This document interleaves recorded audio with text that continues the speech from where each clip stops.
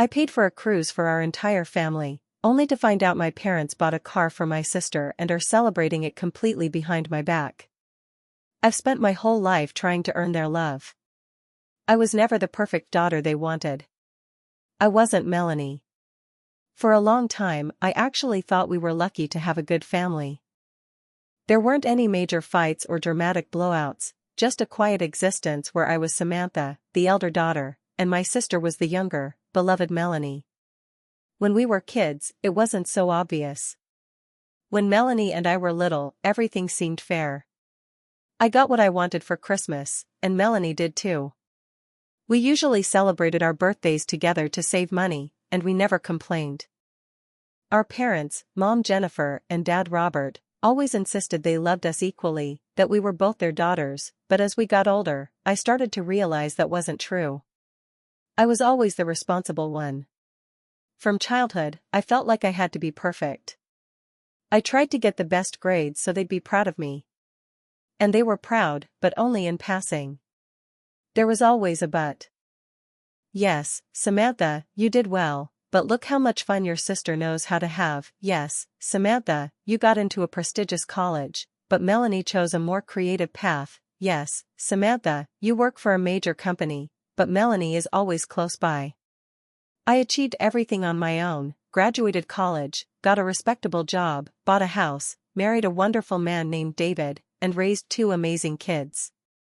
I had everything one could dream of, yet I couldn't shake the feeling that none of it mattered as much as Melanie simply being there. Melanie was always the carefree one, irresponsible even. She never thought about the future. She changed jobs a dozen times, was married a couple of times, but she always got away with it. She could show up at our parents' house anytime and complain about life, and they'd always help her. I, on the other hand, always felt I had to be strong. I couldn't afford weakness, I couldn't just show up and complain. I always solved my own problems. I was always the one who helped, never the one who asked for help. I supported Melanie financially when she lost her job. I always listened to her and gave advice. I helped my parents with house repairs, bought them appliances. I was their rock, but I never felt like their favorite daughter. I'm 42 now, and Melanie is 35. We live in different cities but keep in touch often. I always tried to maintain contact, calling them, visiting them.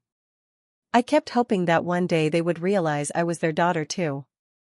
So, when I found out their wedding anniversary was approaching, 45 years together, I decided to do something truly special. I wanted to show them what they meant to me, how much I loved them. I wanted it to be a celebration for our entire family.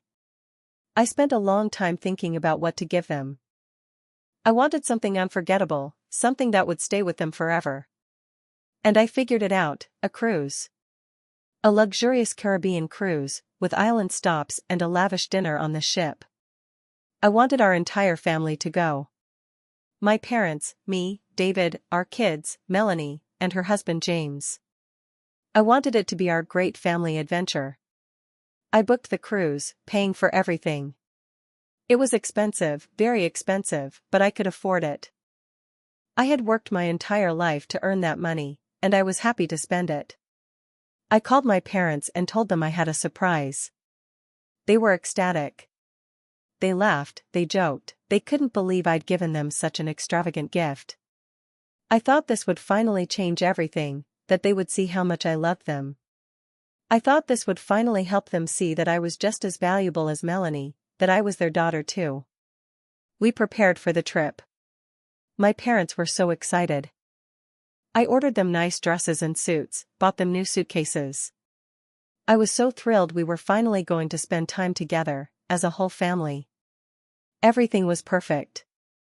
But 2 days before our departure, I learned something that shattered my life. I accidentally overheard a phone conversation. My mother was talking to Melanie. They were speaking quietly, but I managed to catch the words. "We bought you the car, Melanie. We know how much you wanted it. We'll go to the dealership tomorrow morning, and you'll pick it up. And we'll celebrate it, just us and your family. We won't tell Samantha anything, it's our secret." My heart stopped. I couldn't believe my ears. They bought her the car she had always wanted, and they were celebrating it without me. In secret. 2 days before the cruise I paid for. My face was burning, and one question screamed in my head, why? I always helped them, I was always there. Why did they do this? I felt something break inside me. I couldn't breathe, my heart was racing, and my ears were ringing. This wasn't just offensive, it was painful. It was the same pain I had felt my whole life, but now it was unbearable. My sister had always been their favorite, and now, as I tried to show them how much I loved them, they simply showed me that I meant nothing to them. I wasn't part of their family. I was just an ATM they could approach anytime. It was too much. I couldn't take it anymore. I couldn't just let this go. I knew I had to do something. I have a plan. I will make them realize I'm not nothing. I will make them feel what I've felt my entire life. I don't know what will happen, but I can't just let it be. I must get revenge. The realization hit me like a physical blow, a pain so deep it made the air taste like ash. It wasn't just the car, it was the secrecy. The fact that they could plan a massive, life-altering purchase for Melanie, a purchase she didn't earn but was simply given, right alongside my incredibly generous gift to them, and then deliberately exclude me from the celebration. That's what confirmed every insecurity I'd ever had. I was the backup plan, the provider, the insurance policy, but never the daughter. My husband, David, saw the change in me immediately. I was already stressed coordinating everything for the cruise, making sure the kids' schoolwork was covered, getting the currency exchanged, packing the 7 different fancy outfits my mother had requested. But after I heard that phone call, the stress turned into something cold and hard. "Sam, are you okay? You look like you haven't slept in 2 days," he asked me that evening, watching me frantically reorganize the travel documents that were already perfectly organized. I couldn't look at him. I couldn't tell him everything right away because admitting it out loud made the humiliation real. "I'm fine, David. Just a lot on my mind with the trip. And work. You know how it is." I gave him the standard, dismissive answer I'd perfected over 2 decades of masking my real feelings about my family. But he's smarter than that. "No, I don't know how it is, not when you look like you're plotting a hostile takeover," he said gently, taking the papers from my hand. "Did you talk to your mom? Did something happen with Melanie?" That's when it came pouring out, not as a cry, but as a low, burning recitation of facts. I told him about the car, the secret celebration, the timing. I even told him about the irony. I was about to spend $30,000 to give them a dream vacation, hoping for a sliver of genuine acknowledgement, while they were spending a comparable amount on a shiny new SUV for Melanie, and actively cutting me out of the joy of it. David was furious, but not at me. "Samantha, listen to me. This isn't about you not being good enough. This is about them. This is how they operate. Melanie is the perpetually needy child, and you're the functional one they take for granted. This is incredibly cruel, especially after everything you've done for them over the years." His validation was comforting, but it didn't dull the edge of the pain. Cruel was the right word. It was a deliberate, calculated act of omission. I remember thinking, they chose her happiness over my self-respect. The cruise tickets were non-refundable, of course. Everything was finalized. The departure date was 2 days away. I had to continue acting normal. I called my mom, Jennifer, the next morning. She sounded cheerful, almost giddy. "Oh, Samantha. I was just thinking about you. We're so excited about the trip. Thank you again, darling. This is more than we could ever ask for," she chirped. I forced a lightness into my voice. "It's my pleasure, Mom. I want you and Dad to have a wonderful time. Everything's ready to go. You'll just need to make sure you have your passports and that new carry-on bag I sent you." She paused, and the giddiness evaporated slightly. "Yes, of course. Passports are safe. Robert is just running some errands this morning. Big day for him, getting ready. Oh? What kind of errands? I pressed, maintaining my calm tone. I wanted to see if she'd crack, if she'd hesitate, if she'd show a shred of remorse or even just a flicker of discomfort over her lie. Just running around, she said, too quickly. You know your dad. Always last minute. Listen, I have to run. Talk soon. Can't wait to see you. And she hung up before I could ask another question. Running some errands. Running errands was code for meeting Melanie and Robert at the dealership to finalize the paperwork and take celebratory photos of her new car.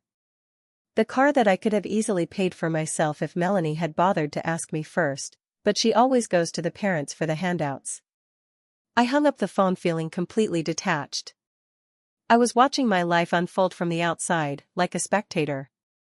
The reality was simple. I was going to be forced to spend a week on a luxury ship with the very people who had just demonstrated, in the most painful way possible, their true priorities. The resentment was a physical weight in my chest. My original plan for revenge, the one I had formulated in the initial rush of anger, was extreme and messy. It involved public confrontation and yelling. But that's not my style. That's Melanie's style. I'm Samantha, the calculating, organized, successful one. I needed a plan that was cold, clean, and delivered maximum impact without me having to scream a single word. My goal wasn't just to hurt them, it was to make them understand what they lost, to feel the absence of my presence and my support in a tangible, lasting way. I sat down at the kitchen table, pulled out the cruise itinerary, and started making calls. The pieces were starting to fall into place. I needed to ensure that my actions would not violate any rules or laws. I would remain fully within the boundaries of what was legally and contractually possible. This wasn't about breaking the rules, it was about reinterpreting them. I had paid for everything, and I had all the power. I just needed to figure out the right switch to flip. My hand trembled slightly as I picked up the phone again, but my resolve was absolute. They wanted secrets? Fine. I could keep a secret too, one that would make their heads spin the moment we stepped onto that ship. The feeling of absolute, cold power was intoxicating, and for the first time in days, I felt a terrible kind of calm settle over me. The game had changed. The final 48 hours before the cruise were the longest, most suffocating days of my life. I was wearing a mask of polite enthusiasm for my parents and Melanie, all while executing my plan with the quiet efficiency of a CEO performing a hostile takeover. I had to sit through a family dinner the night before departure, a manufactured farewell event where everyone pretended everything was perfect. Jennifer, my mom, kept subtly glancing at Melanie, who was radiating a suspicious, smug joy. Melanie, of course, arrived fashionably late, but she had a new sparkle to her, a little bounce in her step that suggested she was holding a glorious secret. I knew that sparkle was the shine of a brand new SUV. Melanie, you look amazing. What's got you smiling like that? I asked her, aiming for a tone that was completely innocent, the elder sister just making polite conversation. She hesitated for a split second, looking towards Robert, my dad, who quickly cleared his throat and fixed his attention on his soup. Oh, nothing, Sam. Just excited about the cruise, you know? It's going to be so nice to relax. Her response was too airy, too quick. It will be relaxing, I agreed, taking a slow sip of my wine. I'm glad we all get to go.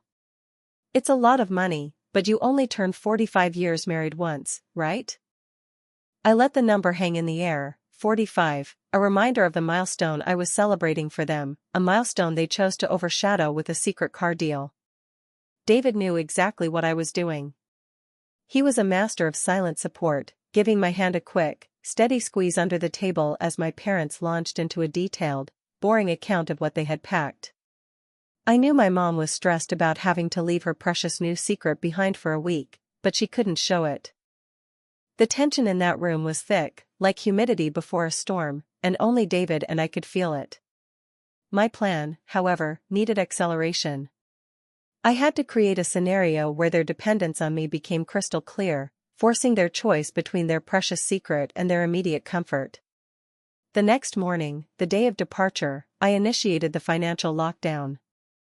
I called the cruise line and spoke to the concierge service, reminding them that I was the primary account holder and had paid for the entire family anniversary package, which included all staterooms, premium dining, and excursion pre-bookings for all 8 of us.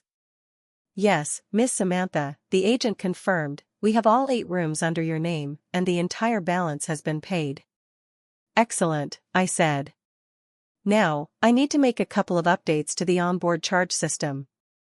As per the terms of the booking, each room is set up with an onboard spending account tied to the primary card, which is mine. That is correct. I need you to immediately deactivate all supplemental cards tied to my account for all rooms except my own, that's rooms 2 through 8. Their accounts must be set to cash only upon check-in. This must be done without exception, and the reason should be cited simply as a requested security update by the primary account holder. I could hear the agent typing. Understood, Miss Samantha. All non-primary stateroom accounts are now set to cash-only transactions for incidentals, bars, specialty restaurants, and shore excursions. I had just effectively cut off their entire source of onboard funding. My parents, Melanie, and her husband James were now completely financially isolated the moment they stepped on the ship. They would have access to their prepaid meals and the included entertainment, but absolutely nothing else. No fancy cocktails, no spontaneous spa treatments, no souvenirs, and crucially, no last-minute, pre-booked shore excursions they might have been relying on. They were rich people made instantly and visibly poor. Why was this so significant? Because my family is used to luxury and convenience. They assume my money is always their safety net. They assumed they could buy whatever they wanted on the ship, and I would just quietly settle the massive bill later. But now, if they wanted anything beyond the basic package, they would have to pay for it out of their own pockets, in cash. The real power play, though, was in the excursions. My parents had paid a huge, secret sum for Melanie's SUV. I knew their liquid cash was strained. Melanie and James certainly didn't have much discretionary income, ever. They were relying on my generosity. The moment they realized they couldn't even buy a soda at the bar, the subtle, quiet pressure would begin. We arrived at the port, and the energy was electric. Everyone was smiling, taking photos. Melanie looked particularly triumphant, as if she had paid for this trip. When we went through the check-in process, my parents and Melanie's family got their key cards, their access to their staterooms and, crucially, their onboard spending accounts. I watched as Melanie tried to use her card at the first bar we passed, trying to buy an expensive glass of champagne before we even hit the open sea. I saw her face drop when the bartender shook his head, holding up the card with a look of confusion. "I'm sorry, ma'am," the bartender said, his voice carrying just enough for me to hear from my vantage point a few feet away. "This account is flagged for cash transactions only. You need to pay the $10 in physical currency." Melanie stared at the card like it had betrayed her, then she looked helplessly at James, who only shrugged. My parents were too busy admiring the lobby to notice immediately, but the seed of panic had been planted. I gave David a tight, cold smile. The game had officially begun. The first 2 days of the cruise were a masterpiece of polite, agonizing restraint. I was the perfect daughter and sister, smiling, complimenting my mother's outfit, asking my father about the weather, and casually ignoring the rising frustration radiating from Melanie and James. They quickly realized the extent of their financial isolation. The ship's economy runs on those key cards. Without them functioning for credit, everything, from the specialized coffee shops to the overpriced mini-golf, required immediate cash. My parents, Jennifer and Robert, were visibly stressed. They kept ordering free tap water at the pool deck bars while everyone else sipped frozen cocktails. I watched them try to pull Melanie aside, whispering urgently. I knew exactly what they were talking about. Their liquid cash reserves were depleted from paying the large, undisclosed sum for her new SUV just 2 days prior. They had bet on my generosity being their safety net for the trip, and I had removed the net completely. On the second evening, during the formal dinner I had paid for, which included a 6-course meal, premium wine service, and a private table, the tension finally broke. We were all seated at the grand table, which was draped in white linen and looked out over the dark, glittering ocean. Melanie kept gesturing dramatically to the menu. "I can't believe they charge $14 for a glass of champagne," she sniffed, loud enough for our waiter, an amiable man named Leo, to hear. "It's like they don't want us to enjoy ourselves." I met her eyes. "Well, Melanie, the basic package includes all the excellent house wines and water, but the premium list is definitely pricey. You know how these things are." "But you have the premium list, Sam," she said, her voice turning sharp. "You're ordering the expensive Merlot." "Yes, I am," I agreed calmly, taking a slow sip. "It's my anniversary gift to my husband and myself. I paid for the trip, but I also paid for my own indulgence. It was part of my budget." My mom, Jennifer, jumped in, her voice strained. "Samantha, honey, you know your father and I don't carry much cash. And Melanie and James, well, they need to be careful with their spending right now. Could you just, perhaps put a few of their excursions and maybe some drinks on your card? We can settle up when we get back home." It was the opening I'd been waiting for, the moment they admitted their dependency. But I didn't want a fight, I wanted a clean execution of my plan. "I appreciate the request, Mom, but I already checked the policy. Because I paid for the entire block booking, the cruise line has a strict policy. Only the primary cardholder's stateroom can utilize credit for other accounts. It's a liability issue." I was lying smoothly, of course, twisting the security update I had made into an unbreakable rule. "I'm sorry, but my hands are tied. It's a non-negotiable term of the corporate account package I used." Melanie slammed her hand flat on the table. "That's ridiculous, Sam. You're the one who booked this whole thing. You could fix it in one call." "Melanie, calm down," David warned, his voice low. "No, I won't calm down. We were counting on this. You bring us all the way out here to celebrate, and then you punish us. It's petty and unfair." She spat. My father, Robert, who rarely showed anger, looked truly wounded. "Samantha, we are your parents. You're making this whole trip miserable for us. Why are you doing this?" I looked at all three of them, and the mask finally slipped. My voice was quiet, but it cut through the dining room's background noise. "I'm doing this because 2 days before I brought all of you on this luxury anniversary cruise, I overheard my mother telling my sister that you and Dad bought her the SUV she wanted, and you were celebrating it in secret with just her family. You excluded me. You went behind my back. You treated me like a fool." The silence that followed was instant and absolute. My mother's face drained of all color. Robert looked at his plate, unable to meet my eyes. Melanie, however, rallied quickly. "Oh, come on, Sam, stop being dramatic. It was a gift. A surprise. A surprise that required you to lie to the person who spent $30,000 to give your parents this exact moment? This wasn't about the car, Melanie. It was about the choice to exclude me. It was about you proving that after 42 years, I'm still just the financial provider, not the daughter you want." The moral dilemma was laid bare. Did I continue punishing them, knowing the emotional damage was now done? Or did I stand my ground, knowing they would never apologize unless forced to feel the sting of their choice? As I looked at their stunned faces, a new, calculated clarity came over me. I wasn't just going to cut off their spending. I was going to leverage the thing they treasured most, their anniversary celebration itself. "And since you brought up the celebration," I continued, my voice steady, "there's something else I need to tell you all." I reached into my small evening clutch and pulled out 3 crisp, identical printouts. They were not tickets, but confirmation notices from the cruise line.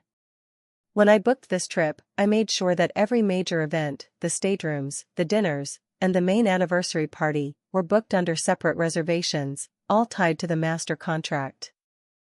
This protected us in case of illness, But it also gives me certain privileges, I explained, sliding one printout to my mother, one to my father, and one to Melanie. These confirmations are for the staterooms. They are all paid for until we dock in 4 days. Then, I pulled out a single, much shorter printout. It was labeled cancellation confirmation. This, I said, laying it in the center of the table, is the cancellation confirmation for the main anniversary party. My mother picked it up, her hands trembling. What? What is this? It means that the entire second half of this cruise, the family photo shoot, the private chartered snorkeling trip, and the massive, catered anniversary gala dinner I paid for that was scheduled for tomorrow night, has been cancelled, I announced. I cancelled it yesterday morning. You will still have your staterooms, and you will still get off the boat safely, but there will be no more celebratory events from this moment forward. There will be no anniversary gala. There will be no family pictures. There will be no lavish party for my sister and her family to enjoy on my dime. You can't, my father stammered, completely blindsided. It's our 45th. I can, I stated, pushing the paper toward him. It's all in the terms. Since I was the only person who paid for it, and the only person who was actively excluded from the family's other big celebration this week, I decided there was nothing left to celebrate. You chose the new car and your secret party with Melanie over my effort. You made your priorities clear. Now, you get to celebrate the consequences. I stood up, leaving the silent room and my devastated family behind. The silence was the most satisfying thing I had heard all week. My revenge wasn't loud or cheap, it was a cold, calculated dismantling of their expectations, and it had hit them exactly where it hurt the most, their social currency and their sense of entitlement. I walked out of that dining room and found David waiting for me outside our stateroom. He didn't ask questions, he just pulled me into a quiet corner of the deserted corridor and held me. I was shaking, not with fear, but with the sheer force of the adrenaline dump. The confrontation was over, the secret was out, and the main weapon, the cancellation, was deployed. Are you okay, Sam? He whispered, his chin resting on my head. I don't know, I admitted, the exhaustion hitting me. I did it. I told them why. I ruined the party. But I feel empty. Not satisfied. Revenge doesn't usually fill the hole, honey, he said gently. But you stood up for yourself for the first time in 42 years. That's not nothing. I spent the next morning holed up with David and our kids, enjoying the ship's quiet areas, deliberately avoiding the main decks where my family might be lurking. The cruise had transformed from a happy family vacation into a week-long, floating psychological experiment. Around midday, there was a sharp, frantic knock on our door.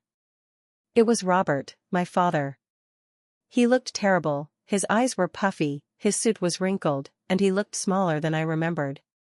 Samantha, please. We need to talk. Can I come in? He asked, his voice rough. I stepped back, allowing him to enter, but keeping my distance. You have 5 minutes, Dad. He didn't bother with small talk. Your mother and Melanie, they're devastated. Melanie is blaming us for not keeping the secret better. Your mother is hysterical about the gala being cancelled. She had already posted teasers on social media about the private 45th anniversary celebration at sea. I folded my arms. So, you're here because of the social media backlash, not the years of neglect that led up to this moment? He sighed heavily. No, Sam.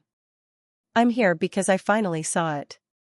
When you told us you cancelled everything, I saw the look on your face. It was the same look you had when you were 12 and Melanie accidentally broke your science fair project, and Mom just told you to be the bigger person. I see it now. You've always been the bigger person, and we've always used that against you. He looked genuinely broken. I'm not apologizing for loving Melanie, she needs us more than you do, she's fragile. But I am apologizing for taking you for granted. For accepting the cruises, the financial help, the good grades, and treating it like it was the default. The car was just supposed to be a small thing, a little boost for Melanie, But we let her manipulate us into making it a secret celebration, and that was wrong. It was cruel. And you're right. You were excluded. He swallowed hard. I'm asking you, as your father, to undo the cancellation. Please. Your mother is heartbroken. We can still salvage the last 2 days. This was the pivotal moment. The apology was there, but it was heavily qualified. She needs us more, we let her manipulate us. He still couldn't fully admit that their choice was wrong, only that Melanie's influence was wrong. I looked at him, feeling the weight of the years. I can't, Dad. The event was cancelled. The catering was released, the venue was rebooked. That event is gone forever. You can't unring a bell. I was technically right. While I could have theoretically begged the cruise line to reinstate a version of the party, I wouldn't. The cancellation had to stick. It was the consequence. I need you to understand something, I continued, stepping closer. The money for the cruise, the staterooms, the food, that was my love. The car was yours.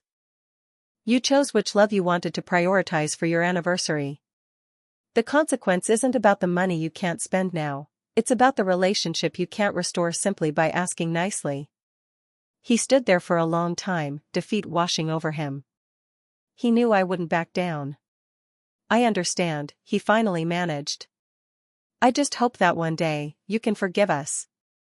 He turned and slowly walked out, leaving the door slightly ajar. The final 2 days were agonizingly quiet. My parents stayed in their room mostly.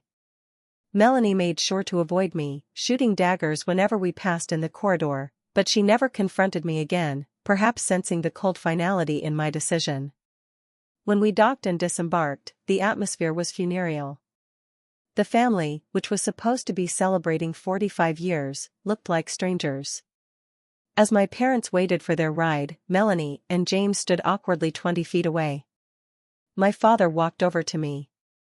He didn't try to hug me. Your mother wanted me to thank you for the cruise, he said, his voice flat. It was memorable.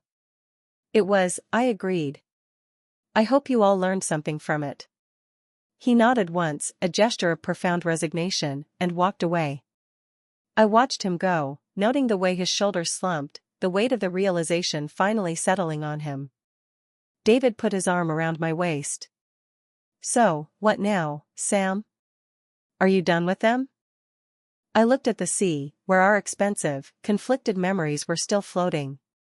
I don't know, I confessed. I got my revenge. I made them see the cost of taking me for granted. But the realization is the bitter pill, you can never force someone to love you the way you need to be loved. They showed me who I am to them, the strong one, the provider. And that role is permanent. I pulled my luggage and started walking toward the car. The relationship wasn't severed, but it was fundamentally renegotiated. I wasn't a source of infinite, unconditional financial aid anymore. I was a person with boundaries. The drama was over, but the quiet, philosophical resolution was just beginning. The cruise ended, but the new, distant normal had just started. And I was finally okay with that.